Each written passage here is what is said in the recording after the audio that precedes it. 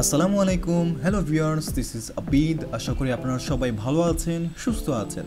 So আজকের এই ভিডিওতে আমি কিভাবে আমার সোলার প্যানেল সেট আপ করেছি সেটা আপনাদেরকে দেখাবো। মূলত অনেক দিন ধরে ইচ্ছে ছিল যে মেঘলা আকাশে কিভাবে সোলার প্যানেল থেকে ভালো আউটপুট নেওয়া যায় সেটা নিয়ে একটি ভিডিও করার। তো চলুন ভিডিওটি শুরু করা যাক। সো ভিউয়ার্স, আপনারা দেখছেন এখানে আমি 3টি সোলার প্যানেল একসাথে রেখেছি। এই দুইটা হচ্ছে 20 ওয়াটের সোলার প্যানেল, আর এই সামনেরটা হচ্ছে ছোটোটা হচ্ছে 10 ওয়াটের সোলার প্যানেল, আর সবগুলো মিলিয়ে মোট 50 ওয়াটের সেট আমি করেছি এখানে। তো এখানে আমি এই 3টি সোলার প্যানেল একসাথে প্যারালাল কানেকশন করে রেখেছি। এর কারণ হচ্ছে সোলার প্যানেলগুলোর শুধু অ্যাম্পিয়ার বানানোর জন্যে। আর এই সোলার প্যানেলের লাইন আমি সরাসরি আমার নিচের বাসায় নিয়ে গিয়েছি এই তারের মাধ্যমে। তো এখন আপনারা দেখছেন যে ঘড়িতে দুপুর 3:43 বাজে। তো এই সময় মেঘলা আবহাওয়ার কারণে আকাশে কোনো রকম সূর্য নেই। তো চলেন বাসায় গিয়ে দেখি যে এই সোলার প্যানেল থেকে কেমন ইলেকট্রিসিটি জেনারেট হচ্ছে। তো আমি আমার কম্পিউটার টেবিল এবং পড়ার টেবিলের মাঝখানে ব্যাটারি রেখেছি। এই ব্যাটারিটি হচ্ছে 40 এম্পিয়ারের একটি ব্যাটারি। এর সাথে একটি 220 ভোল্ট আউটপুট নেওয়ার জন্য ইনভার্টারও রেখেছি এখানে। আর এই পাশে হচ্ছে আমার নিজের বানানো চার্জ কন্ট্রোলার রেখেছি। আমি একটু চার্জ কন্ট্রোলারটি আপনাদেরকে বের করে দেখাই এটা আমি কিভাবে তৈরি করেছি। সো আমার কাছে একটি স্পিকারের বক্স ছিল, তো সেটার মধ্যে আমি চার্জ কন্ট্রোলারটি সেট আপ করেছি। আপনারা এখানে দেখছেন আমি এখানে 2টি ভোল্টমিটার সেট করেছি। এই ভোল্টমিটারটি আমাকে ব্যাটারি ভোল্টেজ দেখাচ্ছে, আর এটি আমাকে সোলার প্যানেল থেকে ভোল্টেজ দেখাচ্ছে। এখন যেহেতু মেঘলা আকাশ, তাই এটি খুব কম পরিমাণে অ্যাম্পিয়ার জেনারেট করছে। তবে নর্মাল সানলাইট থাকলে এটি 1.5 থেকে 2 অ্যাম্পিয়ারে ব্যাটারি চার্জ করে থাকে। তবে আপনারা এখানে একটি জিনিস লক্ষ্য করছেন যে সোলার প্যানেল থেকে আসছে 0.10 অ্যাম্পিয়ার, আর ব্যাটারিতে যাচ্ছে 0.13 অ্যাম্পিয়ার। তার মানে অ্যাম্পিয়ারটা একটু হলেও বুস্ট হয়ে গেছে এখানে। আমি যদি এটা একটু খুলে আপনাদেরকে দেখাই এটা আমি কিভাবে তৈরি করেছি।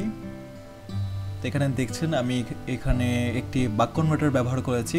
তো বাক কনভার্টারের এই মাঝখানে একটি ইন্ডাকশন কয়েল থাকে, তো আমি এটি বাইরে এখানে সেট করে দিয়েছি। ইন্ডাকশন কয়েলটি একটু মডিফিকেশন করে দিয়েছি যাতে আমি একটু ভালো আউটপুট পাই এখান থেকে।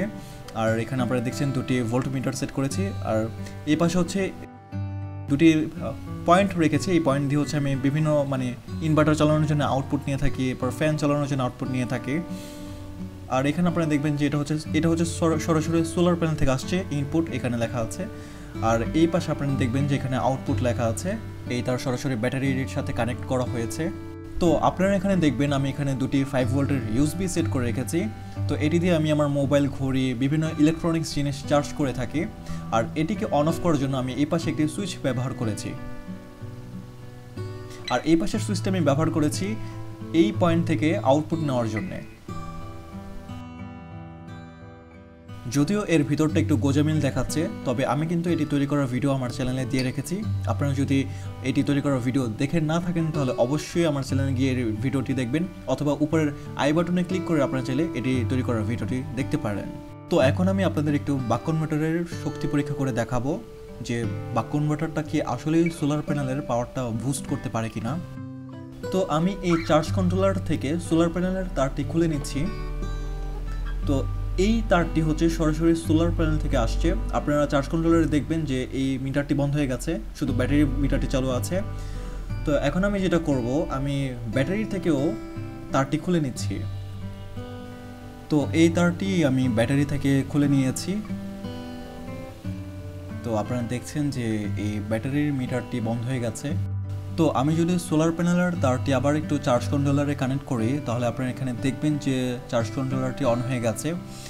আর এখানে আপনারা দেখছেন যে এখানে দুই পাশে কিন্তু 0.0 অ্যাম্পিয়ার হয়ে আছে, ব্যাটারি যেহেতু ডিসকানেক্ট। তো এখন আপনাদেরকে আমি যেটা দেখাবো, আমি একটি লাইট জ্বালিয়ে দেখাবো একদম সরাসরি প্যানেল থেকে, একটি হলুদ লাইট। এই হলুদ লাইটটি আমি আপনাদেরকে একটু জ্বালিয়ে দেখাবো সরাসরি প্যানেল থেকে। কি এই হলুদ লাইটটিকে আমি জ্বালাতে পারি কি না একটু দেখাই আপনাদেরকে।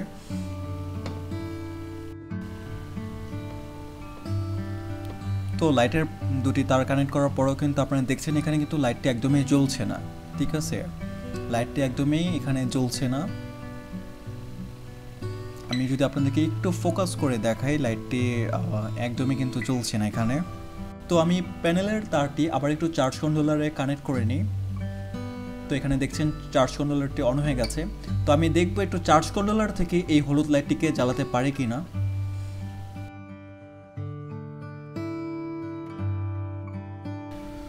তো চার্জ কন্ট্রোলারের আউটপুটে লাইটটি লাগানোর সাথে সাথে কিন্তু আপনারা এখানে দেখছেন যে লাইটটি কিন্তু জ্বলছে এখানে। যদিও ওয়েদারটা এখন ভালো না, তাই খুবই কম পাওয়ারে লাইটটি জ্বলছে। আমি জানি না এটা ক্যামেরায় কতটুকু দেখা যাচ্ছে, যদি একটু আপনাদেরকে আমি এটা ফোকাস করে দেখাতে পারি, আমি আপনাদেরকে একটু ফোকাস করে দেখাই এটা। তো আপনারা এখানে দেখবেন এই যে লাইটটি কিন্তু জ্বলছে। এ থেকে কিন্তু আপনারা বুঝতে পারবেন যে বাক কনভার্টার ব্যবহার করার কারণে কিন্তু পাওয়ারটা একটু হলেও বুস্ট হয়ে গেছে, যেটা আমি সরাসরি সোলার প্যানেলে যখন আমি লাইটটি দিয়েছিলাম তখন কিন্তু এই লাইটটি জ্বলে নেই। তাই এখান থেকে কিন্তু বোঝা যাচ্ছে যে বাক কনভার্টারটি আসলে পাওয়ারটা একটু বুস্ট করে দিয়েছে, যার কারণে আমার এই লাইটগুলো আমি জ্বালাতে পারছি। সো ভিউয়ার্স, আমি আমার পার্সপেক্টিভ থেকে বলবো যে একটি পিডব্লিউএম চার্জ কন্ট্রোলার ব্যবহার করা থেকে একটি বাক কনভার্টার দিয়ে চার্জ কন্ট্রোলার তৈরি করে ব্যবহার করা অনেক ভালো হবে। তবে যারা অনেক বড় সোলার প্যানেল সেট আপ করে থাকেন তাদের উদ্দেশ্যে আমি বলবো যে একটু খরচ করে হলেও একটা এমপিপিটি সোলার চার্জ কন্ট্রোলার ব্যবহার করবেন। তো আমার সোলার প্যানেল সেট আপ থেকে আমি এই ডিসি 12 ভোল্টের ফ্যানটি ব্যবহার করে থাকি। আর এই ফ্যানটির স্পিড বাড়ানো বা কমানোর জন্য আমি এখানে একটি পোটেনশিওমিটারও সেট করেছি, এটি দিয়ে আমি এটার স্পিড বাড়াতে বা কমাতে পারি। আর রাতে কারেন্ট চলে গেলে আমি লাইট জ্বালানোর জন্য ইনভার্টার দিয়ে 220 ভোল্ট এসি করে আমার রুমের মেইন লাইটটি জ্বালিয়ে থাকি। সো ভিউয়ার্স, এই ছিল আমার সোলার প্যানেল সেটআপের ভিডিওটি। যদি আমার ভিডিওটি ভালো লেগে থাকে তাহলে অবশ্যই আমার ভিডিওতে একটি লাইক দিবেন, শেয়ার করবেন আর আমার চ্যানেলটি সাবস্ক্রাইব করবেন। দেখা হবে পরবর্তী কোনো ভিডিওতে, সে পর্যন্ত আপনারা ভালো থাকবেন। আল্লাহ হাফেজ।